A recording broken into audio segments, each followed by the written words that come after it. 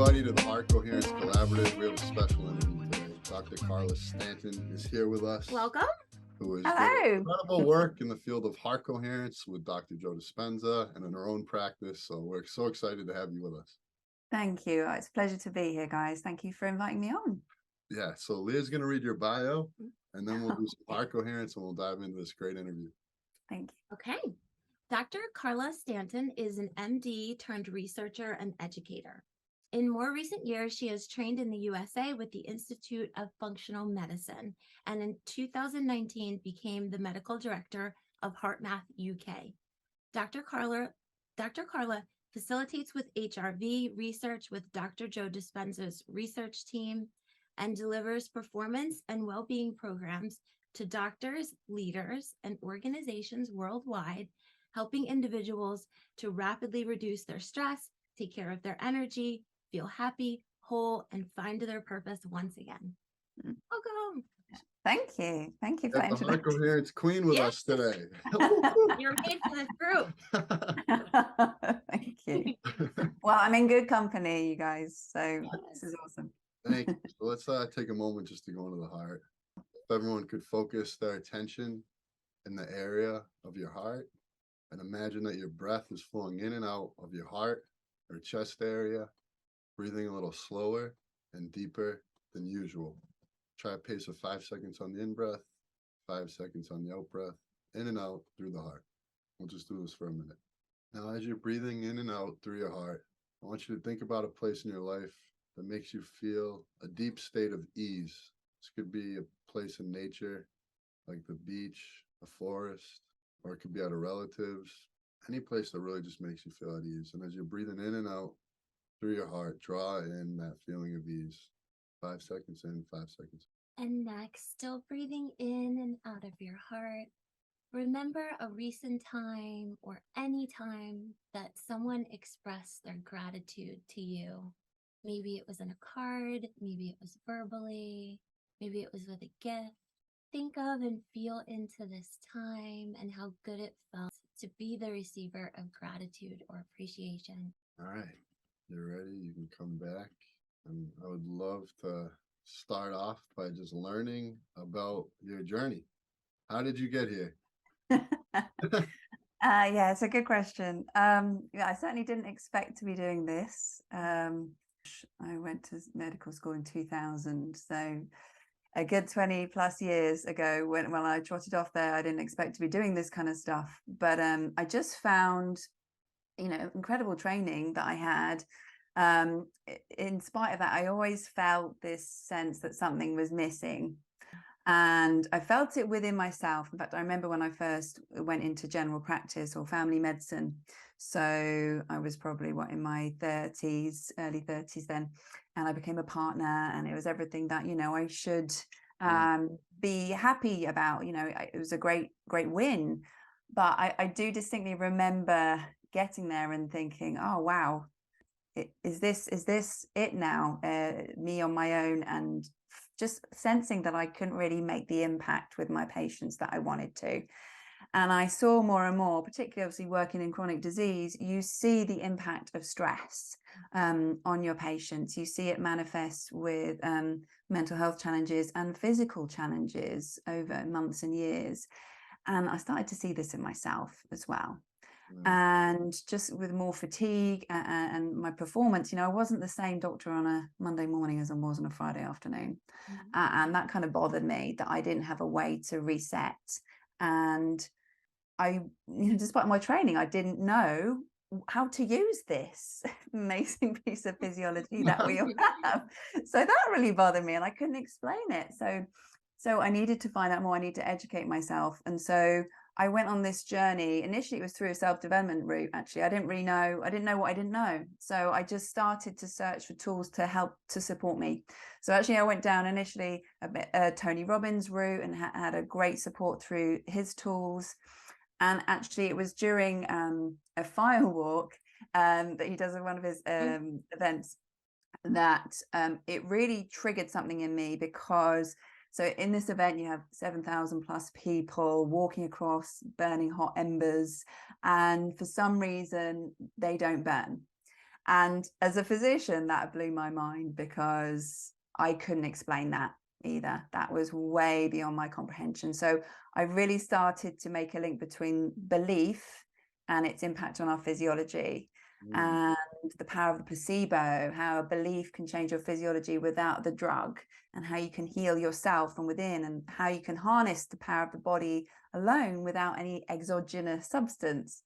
So then I started reading, and that's when I came across Dr. Joe Dispenza's work and read his first book. I think the first book I read of his, he has 4, but the first book I read, Breaking the Habit of Being Yourself, I'd read a lot of books around those topics, around the mind-body connection, spirituality and science. But this one really spoke to me, and it made sense to me, and super pragmatic, and I was kind of hooked. And so never meditated before. I was always one of those people like, I don't have time to meditate, I'm busy, thank you very much.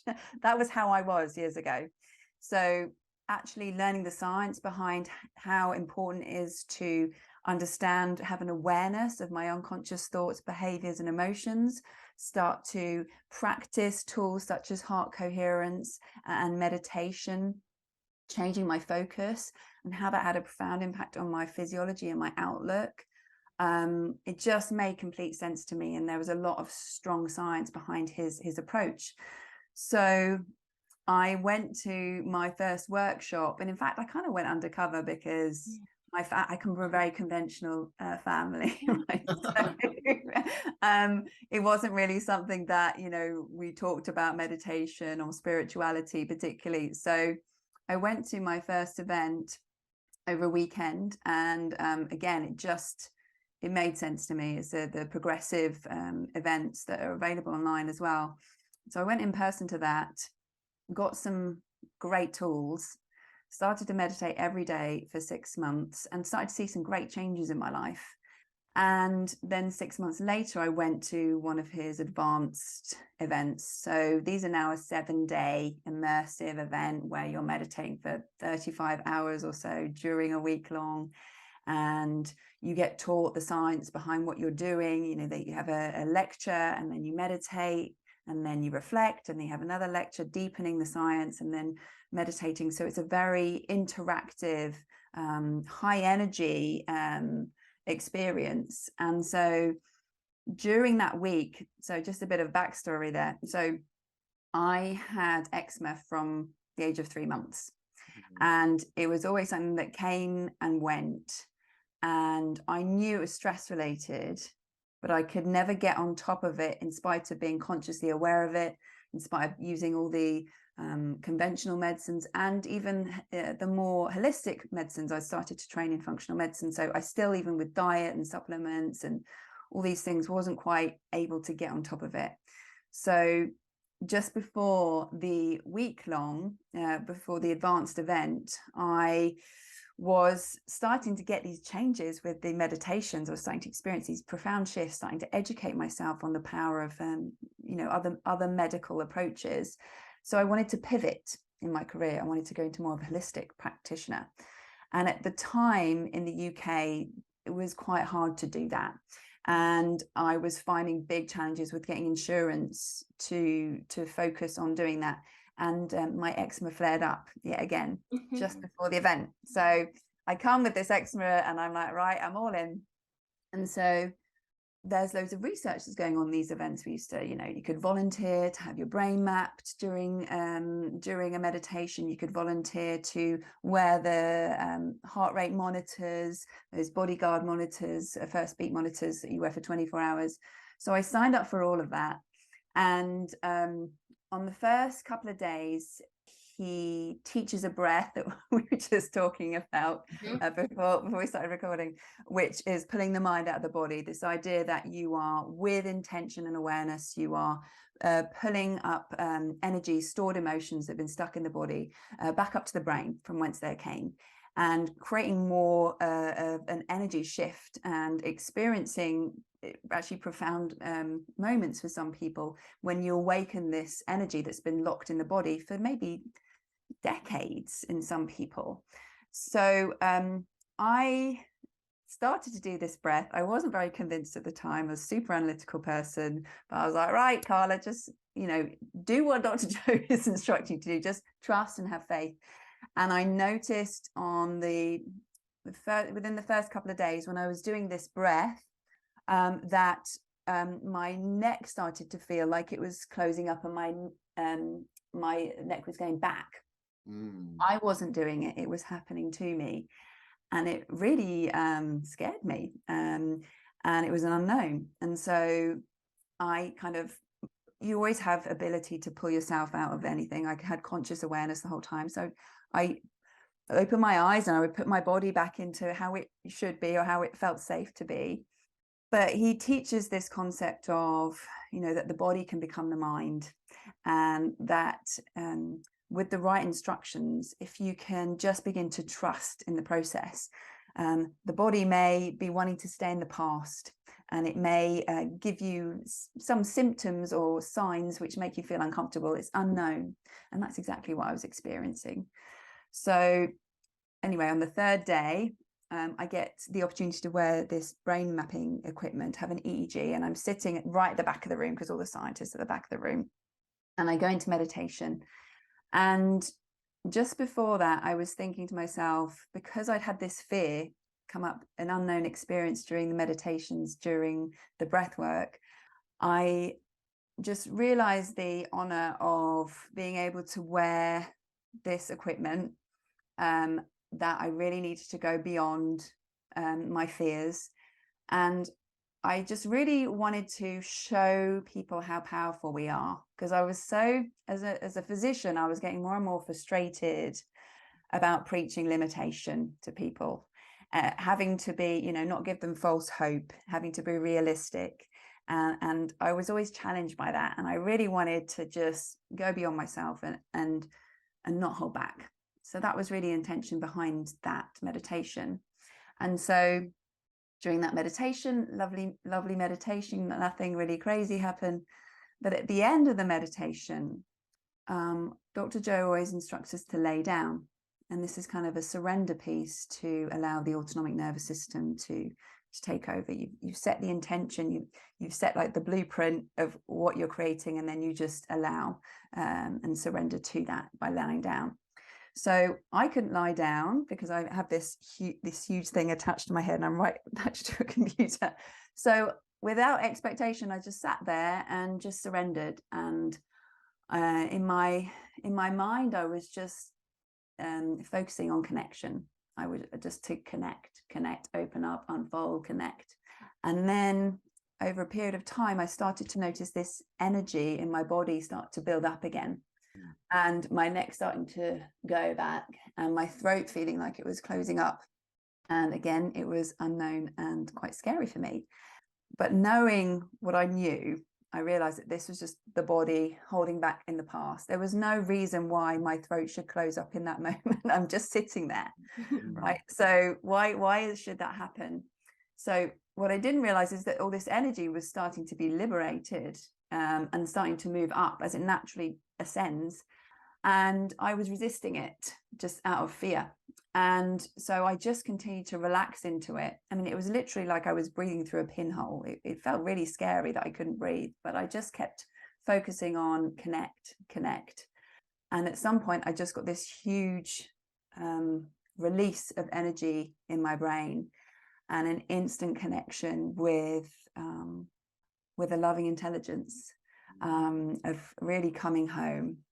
And this most overwhelming sense of joy that I've ever experienced in my life, a real familiar returning home connection with this loving intelligence, intelligent love, super humorous, and in my head I was laughing because it's like the joke was on me, right? I'm like, I've been struggling, and the awareness I got was, I can't believe it, you've been there the whole time and I never knew.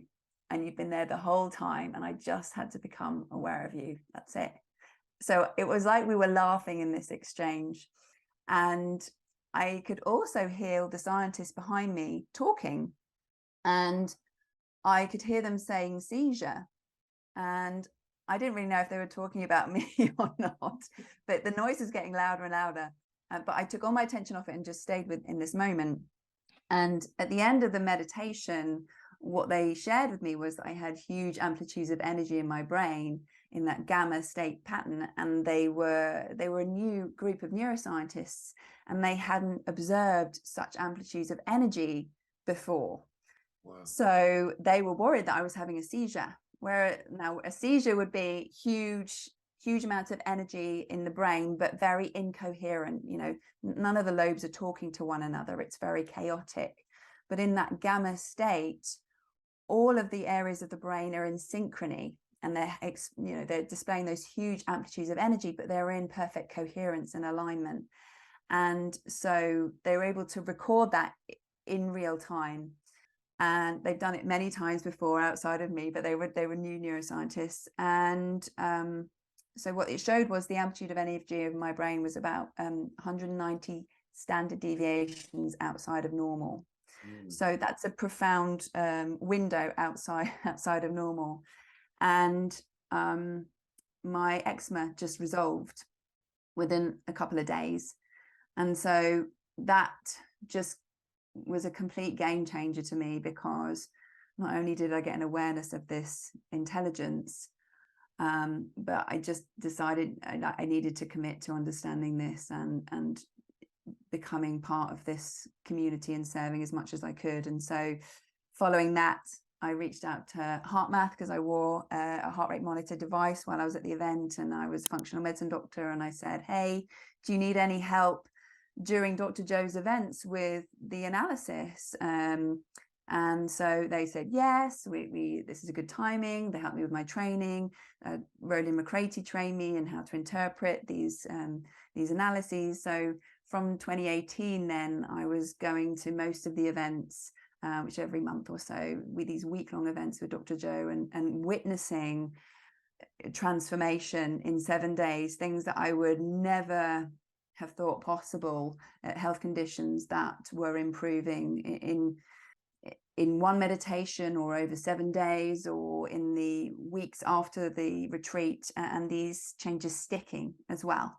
So yeah, it's been an incredible journey, and I'm just so passionate about bringing this information to the rest of the world, and supporting Dr. Joe and HeartMath in their mission with that. And yeah, especially supporting healthcare providers, who we really need this information, and we need to be able to pass it on to patients so that they can support their healing journeys. So yeah, that's kind of a brief story. I have so many questions that I could ask, but I would love to hear what your journey was after that, in terms of how your eczema has manifested or not. Even just in, I think there's always a trouble when you have that mystical experience that you could almost be chasing it. Yes. And that gets a little tricky. So I'd love to just hear a little bit about that. Did you sneak in 2 questions? I did. I stuck in 2 questions. I'm gonna make sure I sneak in double. 3 on my turn. Yes. Yeah, no, it's a great question. So yeah, once you have a big moment like that, you are consciously or unconsciously trying to recreate it, but obviously you're always doing that from the known, so it's never going to happen. And the time that you'll create is in that unknown, no expectation, completely present. So that game was something that I played for probably 6 months after that event, trying to chase that experience. But I have to say that it just continued to evolve as well. I mean, no meditation is the same. And I started just to become more curious about what else I could discover. And there's been, you can have a whole range of experiences in meditation, and just trying to trust in the unknown and let go a little bit more. But yeah, I definitely chased it. My eczema, so it never came back to certainly the degree that it had. So I will share, there was one time when my father got sick. He was first diagnosed with a tongue cancer, and that stress was there. And I started to notice some irritation in my skin. And I knew that it was because I was going back to my old self. It was triggering something from my past. So I just went in and did more meditations, and I just started to do double my practice, so doing 2 hours a day. And I found that just regressed it. So, but other than that, no, it hasn't come back since. And it's yeah, it's been a real blessing to not have to have that in my awareness anymore. Yeah. I've heard you talk a lot about like kind of how fear was your original like motivator for transformation.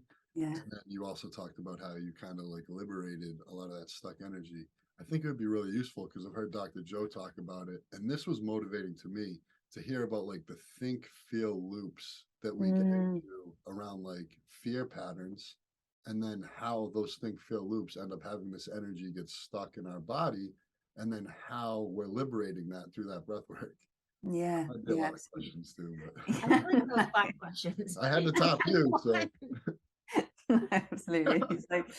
So I mean, certainly from my perspective, that fear was a recurrent emotion that I had become very familiar with. So in this work, Dr. Doe talks about, in order to change, we need to be greater than our environment, our body, and time. And so if you think about it, we are a product of our environment from when we are born. We don't yet have those analytical facilities, and we are just like sponges absorbing this information through our 5 senses. And we do become a product of our environment. And so if we have experiences, particularly when we're young, and I may not be consciously aware of what these were, and that's the beauty of this work, I don't actually have to know. It's really having an awareness of, okay, my environment perhaps in the past has created some fearful thoughts. And in a response to the environment, it may be completely appropriate to have that response. And if I have a thought, whether it's real, whether it's really going on in my environment, or if I'm separate from that environment and I start to just ruminate about it, which as humans, we have the privilege of making thought more real than anything else. I can now be in a very safe environment, but if I'm now recollecting that event, I start to have a fearful thought, immediately I start to feel fearful. And the brain that's always monitoring the body will start to generate more thoughts equal to that emotion. And then I will think more fearful thoughts, and I will feel more fearful and think more fearful thoughts and feel more fearful. And this cycle of thinking and feeling and feeling and thinking can go on unconsciously for years and years on end. And this is when we then start to become conditioned. The body becomes conditioned to the mind of that emotion. It doesn't matter what environment we're in now. I'm now conditioned to the mind of fear. And I may be aware of that. I may not be aware of that. And this is why this process begins with an awareness, starting to become aware of my conscious and unconscious thoughts, starting to become aware of my emotions, starting to become aware of my behaviors, and decide whether I want them in my future or not. I don't need to really investigate why they started and where they came from. I can just start with my conscious awareness to reprogram and cut that loop, if you like, and just decide, make a clear intention, the amplitude of which is greater than the emotions from the past, to actually generate a real shift in my physiology. And so this is the power that he talks about in mental rehearsal, because the brain doesn't know the difference between the real life experience and the experience you create by, you fabricate by thought alone. You can harness this in meditation for the better, rather than those vicious loops. You can have a virtuous loop. And we do this with heart math practices when we are tuning to our hearts, breathing through our hearts and connecting to an emotion of creation. We can start to feed more positive thoughts back to the mind. The mind will start thinking more safe thoughts, feeling more joyful. Then the body will start to feel more joyful. So you get this thinking and feeling loop in a positive way or in a helpful way for you.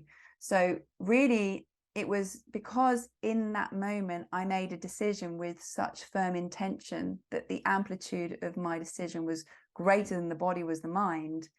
I was dropping a new piece of information for my body to then pay attention to. And I believe that is why that then unfolded and was able to shift in me.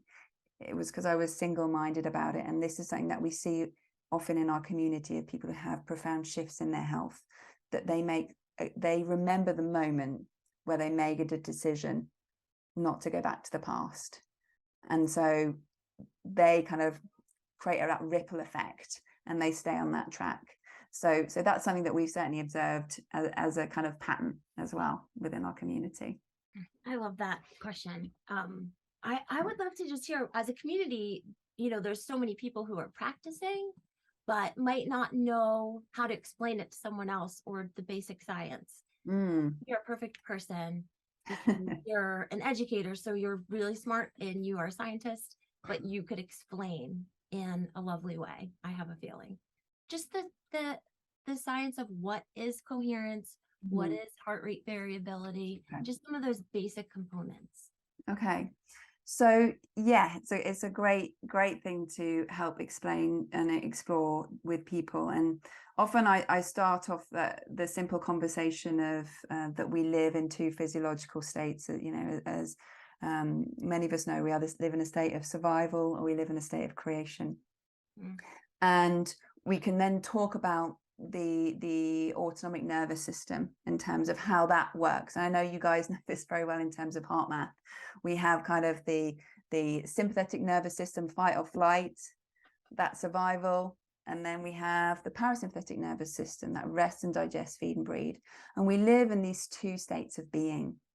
And so really what heart rate variability does is it gives us a window into the balance of these states of being. How much are you living in survival? How much are you living in creation? Or how much are you living in stress? How much are you living in sympathetic arousal? How much are you living in parasympathetic relaxation? So it gives you a real-time window as to the strength and capacity of those two branches of the autonomic nervous system, that state of being. So again, I will change this according to who I'm speaking to. Obviously, it'd be different from a child than it might be from, I don't know, a leader. But it's really this sense that what it's important to understand is that stress isn't bad. Like, that's not a bad thing. And I think we vilify it quite a lot, like stress is bad. No, it's just that we need a balance of both. There is a time to run. There is a time to execute and go, go, go. There's also a time to be. And so what heart rate variability is, it's a measure of the energy or capacity in the autonomic nervous system. Can I relax when I need to relax? And can I put my, accelerator on when I need to? And the more that you can do that, the greater your heart rate variability. So we can measure your heart rate and look at the capacity in your autonomic nervous system to do that. And heart rate variability is one of the most established markers of health and longevity, super sensitive. And what's normal is that it reduces between 2 to 5% per year as we age. And I know you guys know this. So it's a marker of health, of resilience, of energy. And really, I like to think about it as like almost two muscles on your arm. Like, we need to be working both in order to be healthy. We need to have that sympathetic nervous system working well. We need to be able to put fuel in the engine when we go, and we need to also be able to relax and repair and restore. And just like anything, if you just work out one muscle and you don't work out the other, then it creates imbalance in the system, right? So what we say is that most people are, they're overworking the stress response and they're underworking the parasympathetic, the relaxation response. And so what happens when you overwork any muscle? It fatigues, right? It breaks down. We lose energy. This is when we get that adrenal fatigue, that slump, if we've been go, go, go. And then maybe we try and restore and repair, and we haven't got a strong muscle here either. So we've got nowhere to go when we're just in that imbalance. And so really it's about stretching both. And this is the beauty of heart math, because simply by breathing in, you're speeding up your heart rate. That's a sympathetic response. And simply by breathing out, that's a parasympathetic response that slows your heart rate down. So that's why that's those deep breathing exercises, that resonant frequency breathing, that 5 in, 5 out, not only stretches capacity in the autonomic nervous system, but it creates that perfect balance. And that's really what coherence is. It's about the amount of order in the nervous system. So really that's I kind of very simply tend to think about heart rate variability as energy in your nervous system, capacity, and coherence as the amount of order, the amount of balance in the autonomic nervous system. And those are quite sort of easy concepts for people to understand and hook onto. And obviously visuals can help with that a lot as well. I love that. Yeah. I actually am probably going to steal the arm thing. So Yeah, I love that so much. I love a me good too. explanation. I'm gonna get the arms going in the future. So that's great to like learn about the health side, and you explain that so well. One thing that I particularly like learning about is the magical side of the heart. Joe Dispenza talks a lot about how a clear intention plus an elevated emotion is how you can like literally manifest anything and transform your life. So I'd love to hear you talk about that perspective, the heart's ability to increase manifestation, and then maybe speak a little bit about our electromagnetic field. Okay, so yes, the formula that Dr. Joe teaches is about heart and brain coherence. So heart coherence, an elevated emotion, and brain coherence, a clear intention. And when you can combine the two, really that's when the magic happens. So really it's simply about, because most of us are living in that survival state, if you can learn how to teach the body to relax, to go into that creative mode by breathing slowly in and out through your heart, by generating those positive emotions.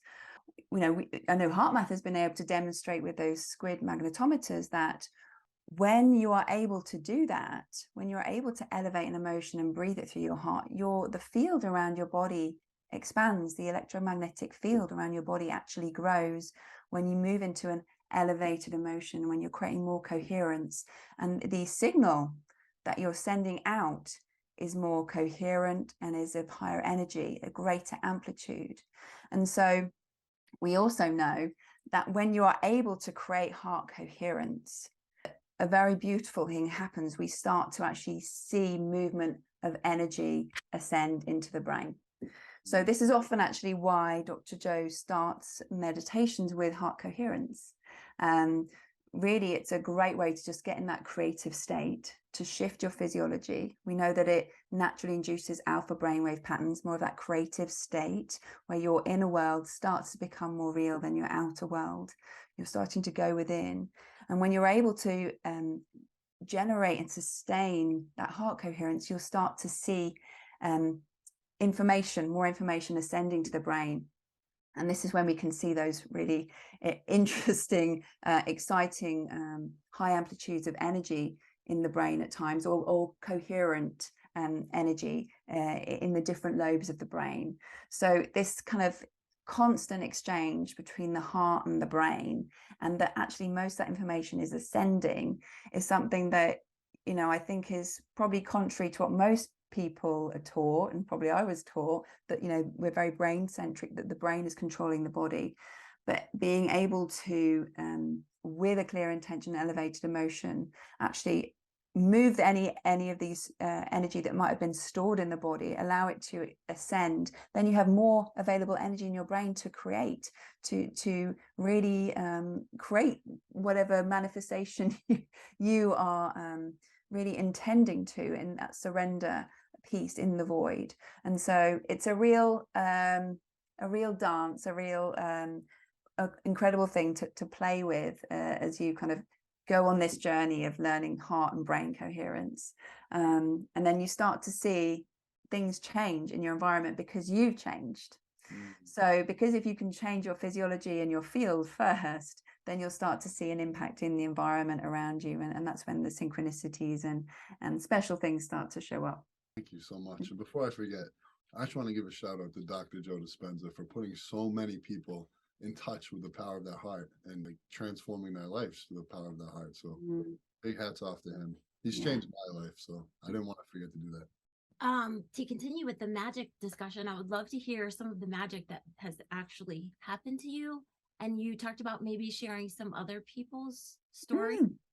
I feel like you Sure. had the last one sounded like, I think you were talking about showing us 3 different things. I love to see, and I think it is part of what helps people, not just to do the practice, but to learn about how it's working. And that Yeah. really solidifies that it works and makes everything stronger. Sure. Yeah. I'd be happy to share sort of three sort of cases that Dr. Joe has shared, and it's really, the first one is a gentleman who came to an event, and he really transformed over 7 days. And what we started to do, we started to take baseline measurements of people's heart rate variability. So we would put a heart rate monitor on them using heart mass equipment, the EM-Wave Pro, and we would just ask them to sit for 10 minutes quietly. And then we repeated this after 7 days just to see if there's any snapshot changes that take place.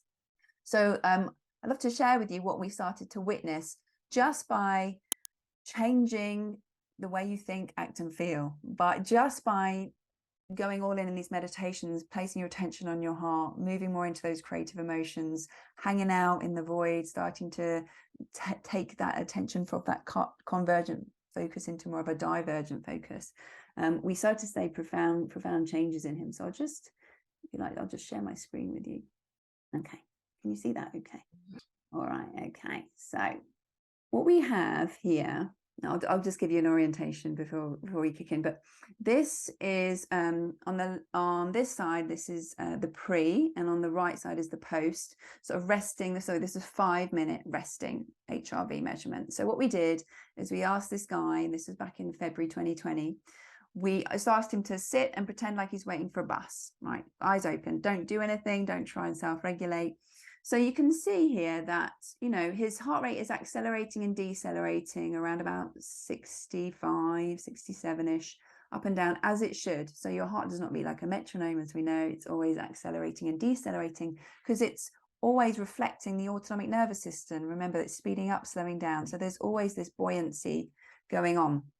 What's interesting is that at the end of 7 days, after spending 35 hours plus in meditation and really going all in, you can see visually quite clearly that his kind of baseline heart rate is the same, more or less.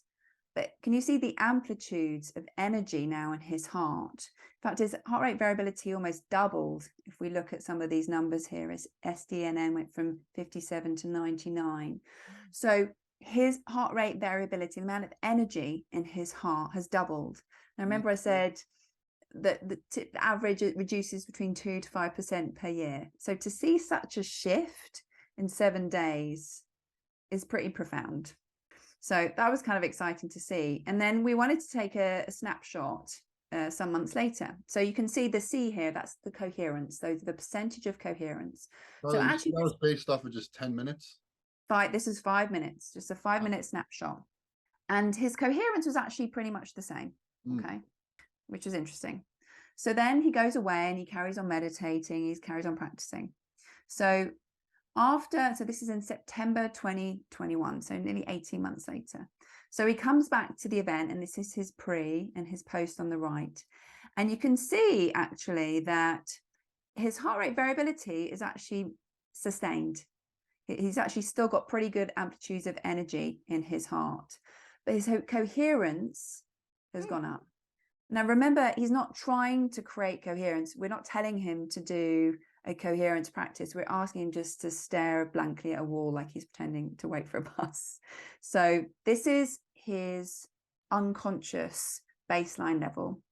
And then at the end of 7 days, his HRV goes up even more to 105.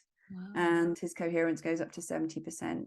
So this is a great example of the fact that this is a skill, and you can increase the amplitude of the energy in your heart rate variability, the amplitude of capacity in the autonomic nervous system, and you can also increase the coherence, the amount of order in the nervous system, just by doing these practices. So he continued to meditate. Nothing else in his life really changed. So this is always really reassuring to me, that you just do the work and you can really profoundly change your physiology. And I know you know all the benefits of heart coherence, profound benefits on your health and on your outlook, as well as HRV. I mean, his HRV has gone up hugely. So really kind of cool to see that, I think, and that it lasts, and that it's a skill that can improve over time. So yeah, that's a great example. This person, can I just ask, did he self-reported that he had been continuing a very concrete practice in between Yes. dates? He had been, yeah, he'd been continuing to meditate every day. Yeah. So, and he has kids. He's a family and has kids, so he has a life. He has businesses to run. So he's not a monk sitting somewhere, So he's a normal person, right? Okay. So I just wanted to share with you another example of real-time changes during meditation, which we've seen. So this is a beautiful lady. What we did is we hooked these first beat devices to her with HeartMath, and really allows us we hook them up and they wear these devices for a day. And we really want to see, okay, what's happening during meditation. So I might have to orientate you a little bit to this. I know there's lots of squiggles here. So just to give you an overall view. So this is back in September 2019. So each line going along here is 1 hour of her life that she wore the device, okay? And each of these kind of segments is 5 minutes. Okay, so that's how you know how long, or the time lag. And you can see her heart rhythm strip. So this is her heart changing rhythm moment to moment. The top line would be about 150 beats a minute, and the bottom line about 50 beats a minute, just to give you a sense of her heart rate. And you can see that it's just normally bumbling around. She starts a meditation, and can you see how she immediately drops her heart rate and moves into beautiful coherence and increased heart rate variability. So this is great for her, because now she can look at the data and say, oh, I'm doing it right. I'm actually, when I'm practicing heart coherence, I'm doing it right. And you can see actually throughout the whole meditation, she has beautiful runs of heart coherence. Now, what I suspect is happening here, I don't actually know for sure, but can you see where kind of her heart rate increases and then it settles back down again, increases and settles back down? I suspect that this is a phenomenon that we see, and I've certainly experienced, when you get into that profound state of high heart coherence and you're really relaxed and awake, often you get this big shift of energy up to the brain, and it feels quite chaotic. It's high energy. It's more of a sympathetic kind of experience. That's why our heart's jumped up there. And then the body starts to acquiesce, taking this new information, and finds a new cadence, a new order. So often we can see that during quite profound meditations, the brain and the body is communicating with one another, and they're just finding kind of fine-tuning to one another. So you can see that throughout the meditation. And then the meditation ends, she goes off to lunch, she's obviously running around doing lots of things. But what we see, which is really cool, is actually during teaching. So we have an hour or so of teaching. She's not, again, even trying to create heart coherence, but can you see sort of at 4:30 in the afternoon, she has these beautiful runs of heart coherence. And even in the next meditation, she has really coherence throughout the whole meditation. So again, it's a skill. It's a skill that we can evolve just through placing our attention on our heart and breathing in through our heart center, just as you guys did. Could that be kind of explained, like I've heard Dr. Joe Dispenza talk about it, how, like, when we have these think feel loops of fear and we build all that energy up in our body, we can ultimately have panic attacks. But if we practice heart coherence regularly, where we're elevating our emotions, we can end up having like love attacks. Yes, yeah, absolutely. So that panic attack is incoherence in the body. It's information which is creating disorder. And so again, just as I experienced, if you allow to in these events, during these experiences under his guidance, if you just follow the instructions, you can often, when we see this in other people, that emotion transcends, it evolves into something else. And really he talks about that, it's moving back into love. We're moving closer to love. And so it can absolutely evolve, and you can have, as you say, these spontaneous love attacks, because that's become your state of being. Now you think and feel loving thoughts. Now it just happens spontaneously, rather than perhaps many of us thinking and feeling unconscious, fearful thoughts. We feel like we have this panic attack. The body gets panicked or in fear without us. But really, it's been going on all the time behind our conscious awareness. You can retrain the body to know and be more familiar with a state of coherence, of love and compassion. Then without trying consciously, you can have these love attacks. So yeah, that's certainly something that we can see. Yeah, I would love to hear. You mentioned a story about someone who had some blindness. Yeah, love to share that with you. I love those stories. Okay, so this is a lady.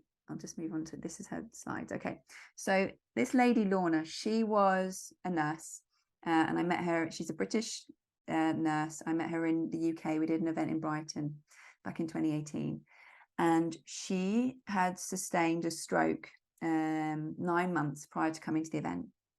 And that had left her with 25% visual field loss. And so what we have here on the left-hand side is her before scans. So before she came to the event, she couldn't actually, this is like she's looking out. Okay, so this is her left eye on the top here, and this is her right eye on the bottom. So as if she's looking out, this shows an image of what she can see or perceive. And where it's black, she can't see. So you can see that there's a deficit in her left lower quadrant. She can't see or perceive that side. It's just black. So that meant that she could no longer do her job. She no longer had a driver's license because she had this visual impairment. Now she comes to the week long, and she has a mystical experience a few days into the event. She told us that she lay down on the floor at the end of the meditation. As I said before, we always get instructed to lay down and surrender. And while she was laying down on the floor, she heard a very visceral sensation of like almost parchment in her head, in her ear, scrunching and then being pulled away. And she kept her eyes closed, and she didn't really know what was happening, and just surrendered to it, and waited till the meditation ended. And then she shared with us that when the meditation finished, she opened her eyes, and it was as if someone had turned on all the lights, and she could suddenly see 25% more than she could previously. And so we asked her to get her scans done again at the end of the event. And this is her after on the right hand side. So this shows full restoration of her vision. No black there. And, as a physician, this is really hard to get your head around, because, a stroke, that's loss of blood supply to key areas of the brain that supply her sight. And that tissue dies. It's dead. It's not coming back, certainly after 2 weeks, let alone 9 months.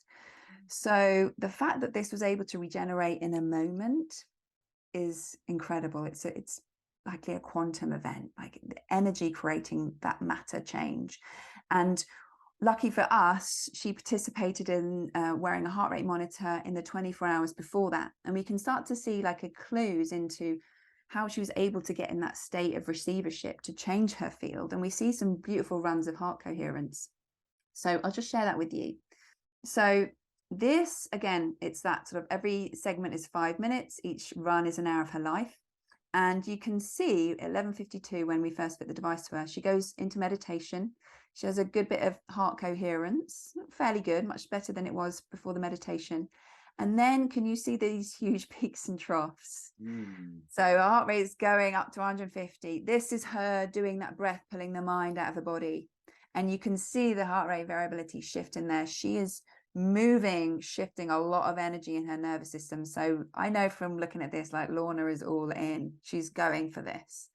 And what's cool to see is that, and often we see this, is after the breath, pulling the mind out of the body, she then goes into a spontaneous run of heart coherence.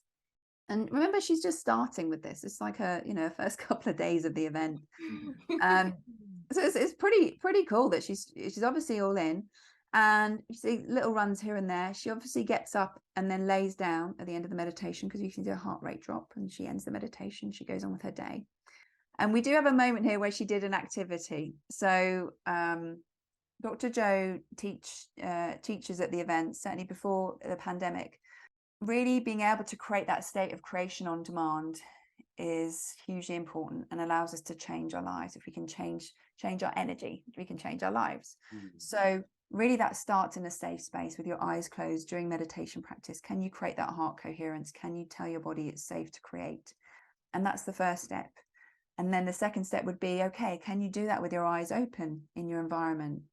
And then the next step beyond that is, okay, can you do this when you're really challenged, when your environment is super challenging? And that's really the mastery that we're all working towards. So we would practice with them and put them through these challenges to see if they could create heart coherence. It wasn't about a big adrenaline rush about, woo, let's go for it. It was about, no, master the moment, take your time, breathe, being able to self-regulate and keep your heart rhythms regulated and sustained. So she actually had to jump off this huge ledge, and this is in the middle of winter, so it's really cold on the Brighton beach in the south of the UK. She had to jump off this ledge attached to kind of a cable onto a crash mat. And you can see this is maybe 1 minute just before she's told. So she's standing on the ledge at this point, looking over, and we tell her to go into heart coherence. And you do see a run of heart coherence there, even though she's probably petrified. She jumps and you can see, understandably, her heart rate, really goes high. She then, has to come back to the room because this is outside, and she goes into a meditation. You can see again her breath. She's doing that, pulling the mind out of the body, big energetic shifts, some great heart coherence. And she did tell us at the end of that day, she had an amazing day, and she's starting to see possibility, and she's starting to experience some benefits in her body.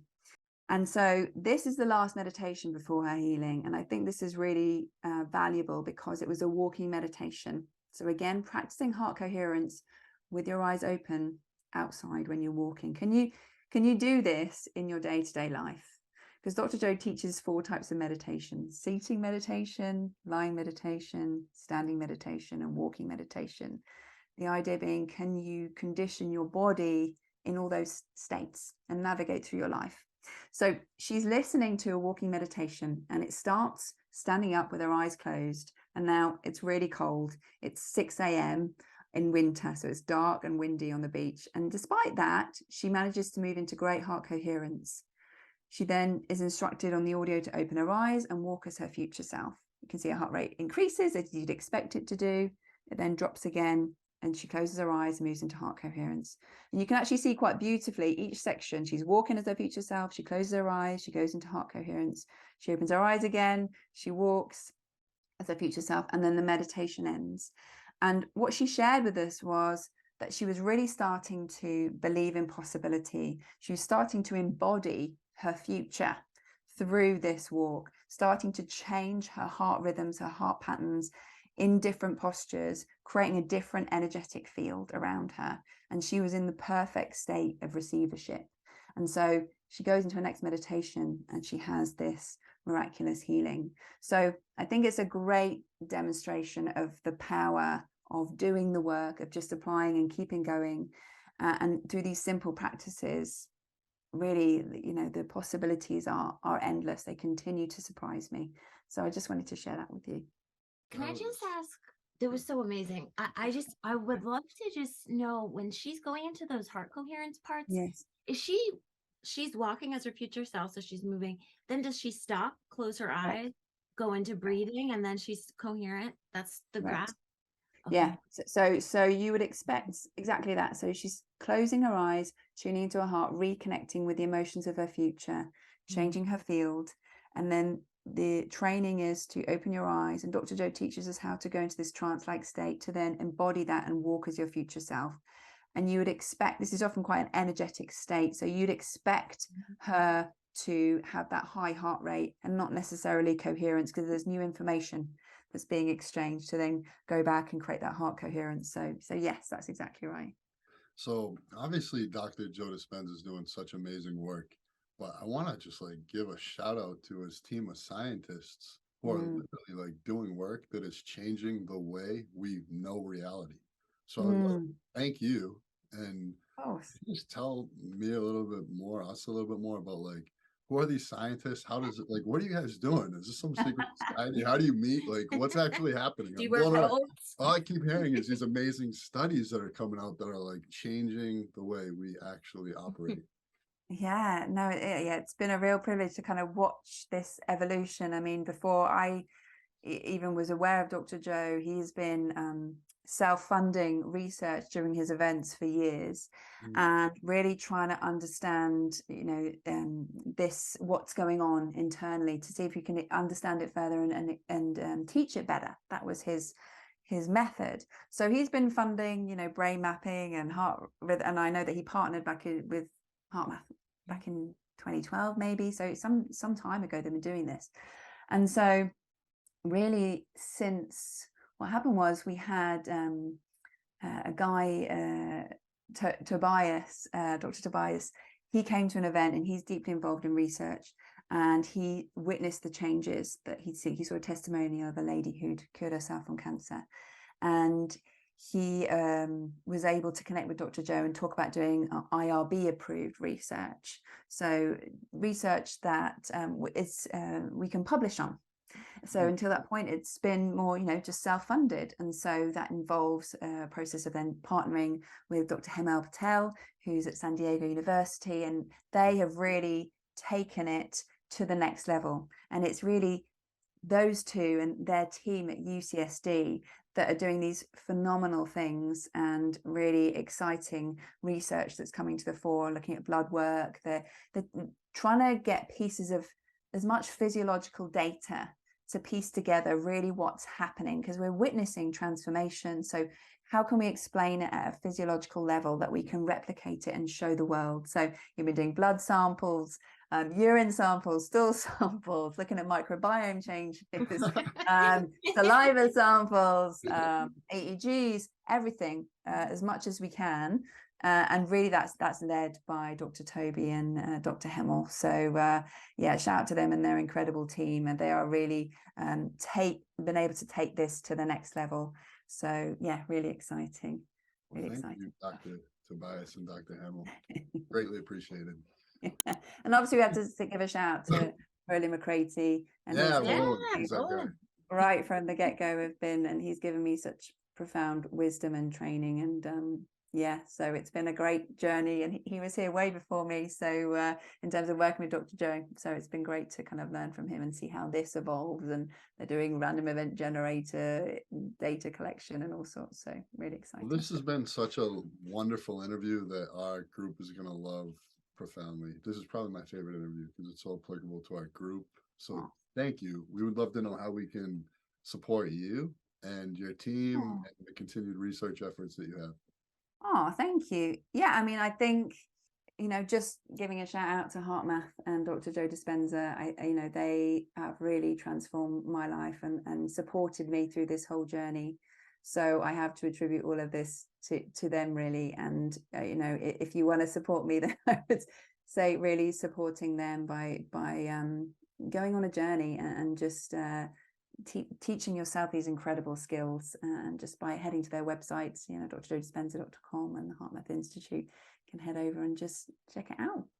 What's your website as well? Don't be so. What are you doing? Yeah, let our followers know what. Yeah, You're so sweet, but oh, bless you. Yeah, no, the whole MD. So I run wholemd.com, and we really, I teach obviously HeartMath concepts. I teach Dr. Joe's corporate model, neurochange solutions, which has been incredible. Just 2 days, you can teach people the basic principles in a really pragmatic way as to how to change your life. And yeah, so it's been a great exploration and starting to really work out ways that we can really support leaders and healthcare providers with really simple tools. So I've been focusing on that as well with an incredible lady called Leanne Del Carpio. We've been creating things just to, if people are right at the beginning of their journey, to help them with that. So yeah, it's been an amazing adventure. awesome. Yeah, I saw some of that, and I love the stuff that you guys are doing together. Thank you. Yeah, she's an incredible being, and we've had a lot of fun of just getting really creative at how we can support people in all sorts of environments, just taking charge of their energy. So yeah, that's been great fun. Thank you so much. It's really special when somebody is a good teacher. And so Oh. this was just such an important episode for us to do. I feel like I think I had 3 love attacks during just the graphs alone. I love all the science. Yeah, I'm sorry, I can get a bit like geeked out by all this I stuff. love that. I may have had 4 or 5 love attacks altogether just during you explaining things. So thank you. Of course. No, thank you for playing along. Thank you. Well, thank you everyone for being here. We hope to have you back on sometime. And we're sending love to everybody. Take Thank care. you. Bye.